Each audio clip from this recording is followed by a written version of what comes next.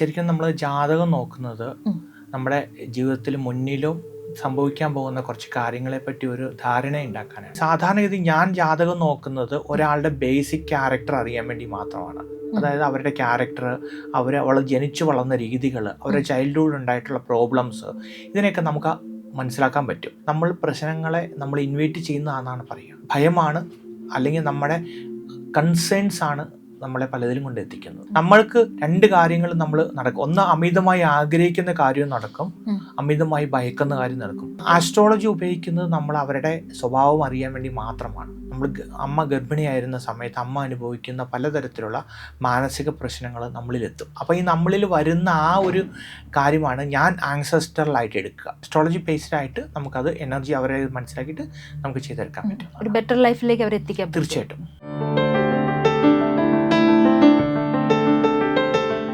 നക്ഷത്രങ്ങളുടെ ഭാഷയും ഗ്രഹങ്ങളുടെ സന്ദേശങ്ങളും ജീവിതത്തിന്റെ വഴികളിൽ വെളിച്ചം നൽകുന്ന പുണ്യം ബൈ ഇന്ത്യ ലൈവിന്റെ ഈ ആത്മീയ ജ്യോതിഷ യാത്രയിലേക്ക് സ്വാഗതം. ആസ്ട്രോളജറും വേദിക് ലൈഫ് കോച്ചുമായ ശ്രീ മനീഷ് വാര്യറാണ് ഇന്ന് നമ്മളോടൊപ്പം ഉള്ളത്. സർ, നമസ്കാരം. നമസ്കാരം. ആസ്ട്രോളജി അടിസ്ഥാനമാക്കിയുള്ള ഒരു ജീവിത മാർഗനിർദ്ദേശം, ജീവിതത്തെ ജ്യോതിഷം നയിക്കുകയാണോ ചെയ്യുന്നത്, അതോ മാർഗനിർദ്ദേശം തരുവാണോ ചെയ്യുന്നത്? നമ്മൾ ശരിക്കും നമ്മൾ ജാതകം നോക്കുന്നത് നമ്മുടെ ജീവിതത്തിൽ മുന്നിലും സംഭവിക്കാൻ പോകുന്ന കുറച്ച് കാര്യങ്ങളെ പറ്റി ഒരു ധാരണ ഉണ്ടാക്കാനാണ്. അതെ. അപ്പോൾ ആ ധാരണ ബേസ് ചെയ്തിട്ട് നമ്മുടെ ജീവിതത്തിനെ നമുക്ക് നമ്മൾ ആഗ്രഹിച്ച രീതിയിലേക്ക് നമുക്ക് പാകപ്പെടുത്തി എടുക്കാൻ സാധിക്കുന്നുണ്ട്. അപ്പോൾ അങ്ങനെ പാകപ്പെടുത്തി എടുക്കുക എന്നൊരു കാര്യമാണ് നമ്മൾ ചെയ്യുന്നത്. അത് നമുക്ക് അവരുടെ മുന്നോട്ടുള്ള യാത്രയിൽ അവർക്ക് വേണ്ട നിർദ്ദേശങ്ങൾ കൊടുക്കുക, അവരെ വേണ്ട വിധത്തിൽ ആ വരുന്ന വെല്ലുവിളികളെ നേരിടാനും മനസ്സിനെ സജ്ജമാക്കിയെടുക്കുക എന്ന് പറയുന്ന രീതിയിലാണ് നമ്മൾ ചെയ്യുന്നത്.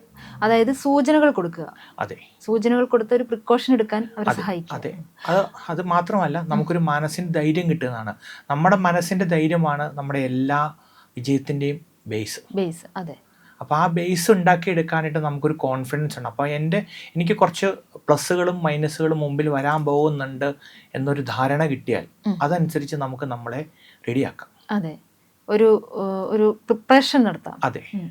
അപ്പോൾ ഇത് എങ്ങനെയാണ് നമുക്ക് ഒരു ധാരണ കൊടുക്കാൻ പറ്റുക? ഇപ്പം നമ്മൾ ചെയ്യുന്നത്, ഇപ്പം ഞാൻ ചെയ്യുന്ന രീതി എന്ന് പറയുന്നത്, ജാതകം ബേസ് ചെയ്തിട്ട് ഒരാളെ മനസ്സിലാക്കി എടുത്തിട്ട് അവരുടെ ജനനസമയം മുതലുള്ള ഗ്രഹനില ബേസ് ചെയ്തിട്ട് അവർക്കൊരു ക്യാരക്ടർ ഉണ്ടാവും. ആ ക്യാരക്ടറും കൂടെ കാൽക്കുലേറ്റ് ചെയ്തതിന് ശേഷം അവർ കഴിഞ്ഞ കാലങ്ങളിൽ ചെയ്ത, ഇപ്പം ഒരു മധ്യവയസ്കിലുള്ള ഒരാളാണ് എന്നെ കൺസൾട്ട് ചെയ്യാൻ പറയുന്നതെങ്കിൽ അവർക്ക് കഴിഞ്ഞ കുറച്ച് കാലങ്ങളായിട്ട് അവർ ചെയ്തു വെച്ച കുറച്ച് കാര്യങ്ങളുണ്ട്, അവരുടെ ബേസിക് ക്യാരക്ടർ ഉണ്ട്. അപ്പോൾ ഈ ക്യാരക്ടറിനെയൊക്കെ ബേസ് ചെയ്തിട്ട് അവരിപ്പോൾ ചെയ്യുന്ന കുറച്ച് കാര്യങ്ങളുണ്ട്, അതും കൂടെ കൂട്ടിയിട്ട് നമ്മൾ അവരോട് പറയും, ഇങ്ങനെ പോയാൽ ഭാവിയിൽ ഇന്നതൊക്കെ സംഭവിക്കും, അതുകൊണ്ട് അതിനെ മാറ്റാനുള്ള വഴികൾ എന്തൊക്കെയാണെന്നുള്ള അവർക്ക് പറഞ്ഞു കൊടുക്കുക. അതനുസരിച്ച് അവരെ കുറച്ച് മാറ്റങ്ങൾ എടുക്കുകയും അതിന് വേണ്ടുന്ന ശ്രമങ്ങൾ നടത്തുകയും ചെയ്യുമ്പോൾ അവർക്ക് ആ മുമ്പിൽ വരാൻ പോകുന്ന എന്താ പറയുക പ്രശ്നങ്ങളെ തരണം ചെയ്യാനും അതിനെ നല്ല രീതിയിൽ അവർക്ക് ലൈഫ് എൻജോയ് ചെയ്യാൻ സാധിക്കും.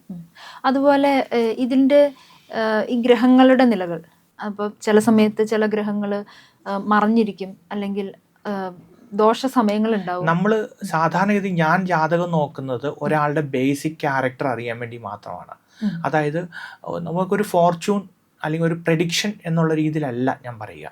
അത് ഗ്രഹനില ഉപയോഗിച്ച് നമുക്കൊരാളുടെ ബേസ്, അതായത് അവരുടെ ക്യാരക്ടർ, അവൾ ജനിച്ചു വളർന്ന രീതികൾ, അവരുടെ ചൈൽഡ്ഹുഡ് ഉണ്ടായിട്ടുള്ള പ്രോബ്ലംസ്, ഇതിനെയൊക്കെ നമുക്ക് മനസ്സിലാക്കാൻ പറ്റും ആ ജനനസമയത്തുണ്ടാകുന്ന ഗ്രഹനില കൊണ്ട്.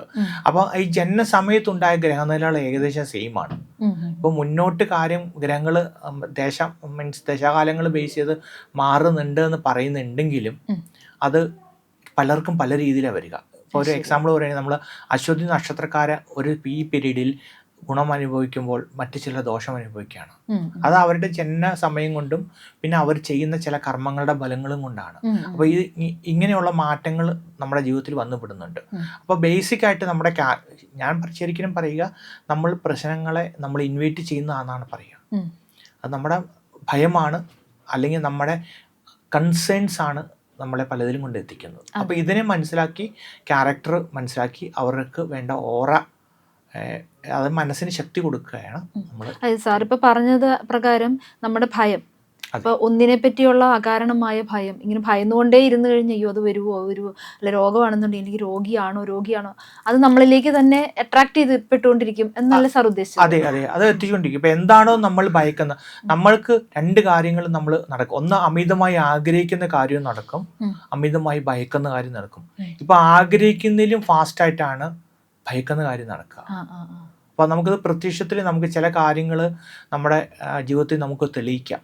അത് പെട്ടെന്ന് കിട്ടുന്ന ചില ഭയങ്ങൾ. ഇപ്പോൾ നമ്മൾ കുട്ടികൾ ടീച്ചർ ക്വസ്റ്റ്യൻ ചോദിക്കുമ്പോൾ ആൻസർ പറയാൻ അവരുടെ മനസ്സിൽ അയ്യോ ടീച്ചർ എന്നോട് ഇന്ന് ചോദ്യം ചോദിക്കുമല്ലോ, ഞാൻ പഠിച്ചിട്ടില്ലോ എന്ന് തോന്നലുണ്ടായാൽ ഇപ്പോൾ പഠിച്ചെങ്കിൽ അറിയാവുന്നതാണെങ്കിൽ പോലും അവർക്ക് അവിടെ ആൻസർ ചെയ്യാൻ പറ്റില്ല. പക്ഷെ കാരണം ആ ഭയം അവരെ കീഴടക്കിയതുകൊണ്ടാണ് അവർക്ക് പെർഫോം ചെയ്യാൻ പറ്റാതെ പോയത്. എന്ന് പറഞ്ഞ പോലെയാണ് നമ്മുടെ ജീവിതത്തിൽ ഉണ്ടാകുന്ന എല്ലാ ഇൻസിഡൻസും. ആ ഭയം വന്നാൽ നമുക്കൊന്നും ചെയ്യാൻ പറ്റില്ല. ഇനി ഭയം ഇല്ലെങ്കിലോ നമ്മൾ ശ്രമിക്കുന്ന എല്ലാ കാര്യങ്ങളും സക്സസ് ആണ്. അതായത് ആഗ്രഹങ്ങളെ പലപ്പോഴും ഭയം മറികടക്കുവാണ്. അതെ. അപ്പൊ ഈ ആസ്ട്രോളജിയിൽ എങ്ങനെയാണ് അതിനെ നമുക്ക് ഹെൽപ്പ് ചെയ്യാൻ പറ്റുക? ആസ്ട്രോളജി ഉപയോഗിക്കുന്നത് നമ്മൾ അവരുടെ സ്വഭാവം അറിയാൻ വേണ്ടി മാത്രമാണ്. അപ്പോൾ അതിലൂടെ അവരുടെ ക്യാരക്ടറും അവരുടെ ആൻസെസ്റ്റർ, നമ്മൾ പൂർവ്വജന്മ സുഹൃത്തം എന്നൊക്കെ പറയും. അപ്പോൾ അതൊക്കെ കണക്കൂട്ടിയിട്ട് വേണം നമുക്ക് പറയാം. ഇപ്പം ചിലർ പറയില്ലേ എത്ര പഠിച്ചാലും മാറില്ല, അല്ലെങ്കിൽ മനസ്സിലാവില്ല, എത്ര പറഞ്ഞാലും അവർക്ക് മനസ്സിലാവില്ല, എത്ര കൊണ്ടാലും ചിലർ പഠിക്കില്ല. അത് പഠിക്കാത്തതിന്റെ കാരണം ഇവരുടെ ബാക്കിൽ ഉണ്ടായിട്ടുള്ള ചില പെയിൻസ് ആണ്. അത് നമ്മൾ ട്രോമയായിട്ടും പറയാം, പിന്നെ അതുകൂടെ ആൻസെസ്റ്റർ എനർജി എന്നും പറയാം, നമ്മുടെ പൂർവ്വജന്മ സുഹൃത്ത് എന്നും പറയാം, അല്ലെങ്കിൽ പൂർവ്വജന്മ കർമ്മദോഷം എന്നും പറയാം. അപ്പൊ ഈ രണ്ട് സംഗതികളൊക്കെ ഉള്ളപ്പോൾ നമുക്കത് മാറ്റിയെടുക്കാൻ പാടാണ്. അപ്പൊ അവരത് മാറത്തില്ല. അപ്പൊ അവർ പറയില്ല അവരുടെ ബേസ് എങ്ങനെയാണ്. പക്ഷെ കുറേ കാലങ്ങൾ അവരിങ്ങനെ അനുഭവിച്ചു അവസാനം അതിൽ നിന്ന് മോക്ഷം നേടും. അത് കൊണ്ട് പഠിക്കും.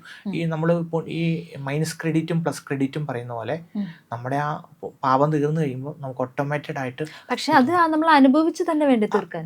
അതെ, അത് അനുഭവിച്ച് തന്നെ തീർക്കണം. അത് മാറാത്തത് അനുഭവിക്കാം. അങ്ങനെയുള്ള കാര്യങ്ങൾക്ക് പരിഹാരമില്ല. അതല്ല, അതുകൊണ്ടാണ് നമ്മൾ പറയുന്നത് ചിലർ പറഞ്ഞാൽ കേൾക്കില്ല, കേട്ടിരുന്നെങ്കിൽ അവർ നന്നായേനെ. അപ്പോൾ പറഞ്ഞാൽ കേൾക്കാത്തത് കൊണ്ടുള്ള പ്രശ്നങ്ങളാണ്. അപ്പോൾ ഈ പൂർവിക കർമ്മദോഷമുള്ള ഒരാളെ എങ്ങനെ നമുക്ക് സ്കെയിലപ്പ് ചെയ്യാൻ പറ്റും? അപ്പോൾ അവരത് അവരുടെ ക്യാരക്ടറും ഇപ്പോൾ പൂർവ്വജന്മ ദോഷമുണ്ട്, നമുക്കിപ്പോൾ ആൻസെസ്റ്റർ എനർജി ബേസ് ആയിട്ട്. ഇപ്പോൾ എക്സാമ്പിളായിട്ട് ഞാൻ അതിന് പറയുക, നമ്മൾ അമ്മ ഗർഭിണിയായിരുന്ന സമയത്ത് അമ്മ അനുഭവിക്കുന്ന പലതരത്തിലുള്ള മാനസിക പ്രശ്നങ്ങൾ നമ്മളിലെത്തും. അത് ദുരിതങ്ങളായിക്കോട്ടെ, പേടിയായിക്കോട്ടെ, എല്ലാം നമ്മളിൽ വരും. അപ്പോൾ ഈ നമ്മളിൽ വരുന്ന ആ ഒരു കാര്യമാണ് ഞാൻ ആൻസെസ്റ്ററലായിട്ട് എടുക്കുക. അത് നമുക്ക് അയക്കുമ്പോഴുള്ളത് നമുക്കറിയില്ല എന്താണ്. പിന്നെ അതിനുശേഷമാണ് നമ്മൾ പ്രോഗ്രാം ചെയ്തിരിക്കുന്നത്.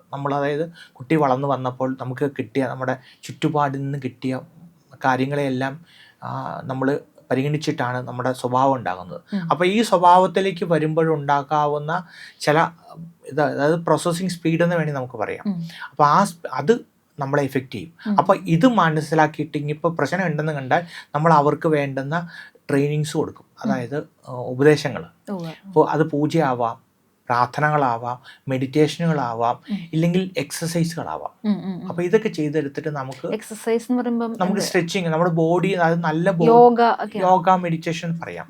അപ്പോൾ അത് ചെയ്ത് നമുക്ക് നമ്മുടെ എനർജീനെ ബാലൻസ് ചെയ്തെടുക്കാൻ പറ്റും. അങ്ങനെ ബാലൻസ് ചെയ്തതിന് ശേഷം വേണം നമുക്ക് നമ്മുടെ ഓറേനെ ട്യൂൺ ചെയ്തെടുക്കും. അതിന് നമുക്ക് ആസ്ട്രോളജി ബേസ്ഡ് ആയിട്ടുള്ള ഒരു കോച്ചിന് സഹായിക്കാൻ പറ്റും. അതെ, ലൈഫ് കോച്ചാണ്. ആസ്ട്രോളജി ബേസ്ഡ് ആയിട്ട് നമുക്കത് എനർജി അവരെ മനസ്സിലാക്കിയിട്ട് നമുക്ക് ചെയ്തെടുക്കാൻ പറ്റും. ഒരു ബെറ്റർ ലൈഫിലേക്ക് അവരെ എത്തിക്കാൻ തീർച്ചയായിട്ടും.